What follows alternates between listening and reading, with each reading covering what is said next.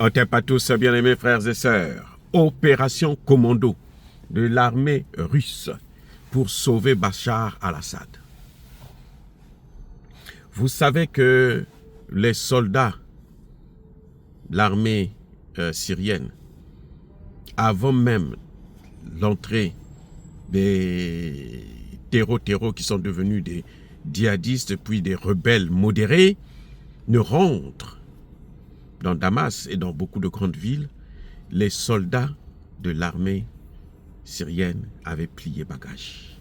Ils se sont déshabillés, ils sont rentrés dans la vie civile, ils ont donné leurs armes, leurs uniformes, ils ont tout laissé, tout abandonné.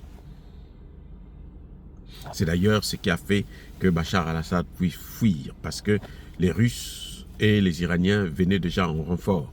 Mais l'armée a dit, nous, on ne combat pas. Si vous voulez venir combattre, allez-y combattre, les combattre vous-même. Nous, on n'est pas avec vous.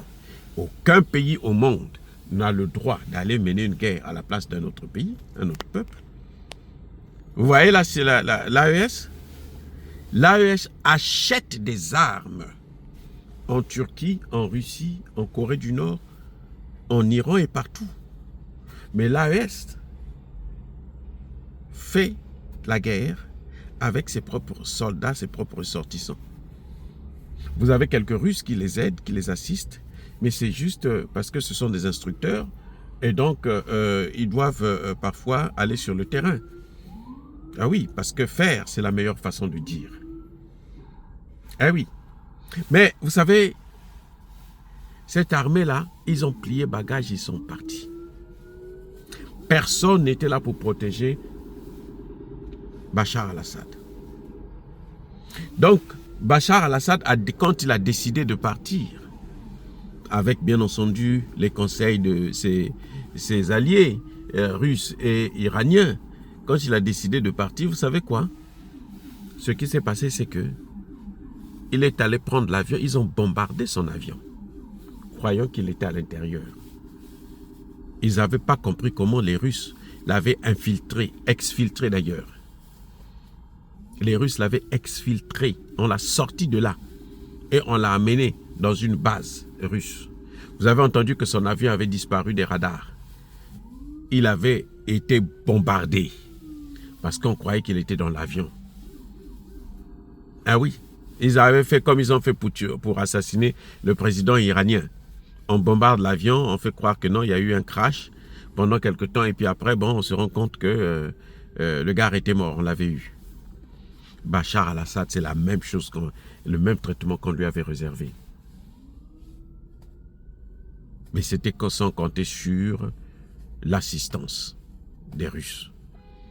Mais non, il faut se poser la question, mais pourquoi les Russes l'ont sauvé? Mais parce qu'il est encore utile. Les Russes savent que eux, ils vont se déchirer là, en Syrie. La Syrie, là, c'est une poudrière. J'ai appelé ça un succès catastrophique. C'est une poudrière. C'est une bombe à retardement. La Syrie que vous voyez là. Et Bachar al-Assad pourra jouer un autre rôle. Oui, c'est possible. Bachar al-Assad pourra jouer un rôle encore en Syrie. Parce que les gens se rendront compte que, au moins avec lui, les Israéliens n'auront pas pris le Golan, les Américains ne vont pas continuer à voler le pétrole comme ils sont en train de le faire aujourd'hui, ils ne vont pas balkaniser le pays. Eh oui, les gars. C'est ça le problème. Mais il fallait être des bons, des experts. Il fallait mener une opération commando pour arriver à sortir Bachar al-Assad de cette situation. C'est pour ça que vous avez vu que les Américains n'étaient pas contents. Les Américains ne sont pas contents qu'il soit vivant.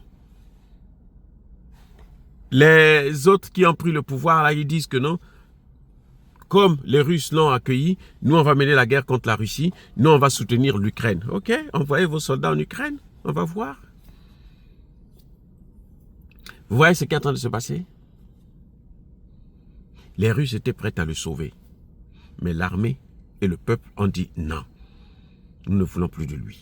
Et quand c'est comme ça, il faut les laisser comprendre par eux-mêmes ce que ça veut dire la démocratie à l'occidental. Quand ils auront un pays dévasté comme l'Irak, un pays dévasté comme la Libye, là, ils comprendront. Et cette fois-ci-là, s'ils arrivent à s'en sortir, ils ne vont plus jouer ni avec Israéliens, ni avec Américains, ni avec Européens. Quand chez nous, on dit quand un enfant est en train de jouer avec le feu, laissez-le toucher le feu là. Quand il va toucher ça, il ne s'approchera plus jamais du feu. Ah oui, c'est comme ça le problème. Donc, voyez-vous, les Russes ont montré leur loyauté envers un ami. Les Américains auraient souhaité pendre Bachar al-Assad parce qu'il a des dossiers contre eux là. Il a des dossiers. Quand il va décider par exemple de parler là, il sait quels sont les Américains qui ont parlé avec lui, qu'est-ce qu'ils lui ont dit, qu'est-ce qu'ils lui ont proposé. Ce sont bien les Américains qui lui demandaient de négocier, de créer un gouvernement d'union nationale.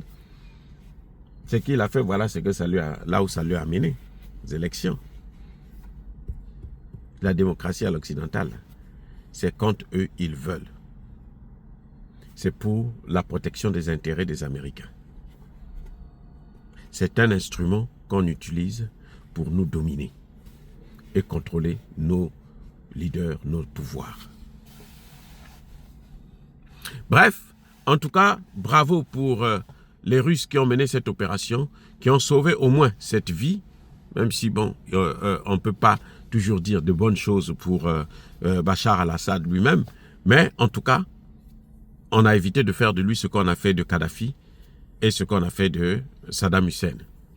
Parce que c'était le sort qui était réservé à ce monsieur Bachar al-Assad.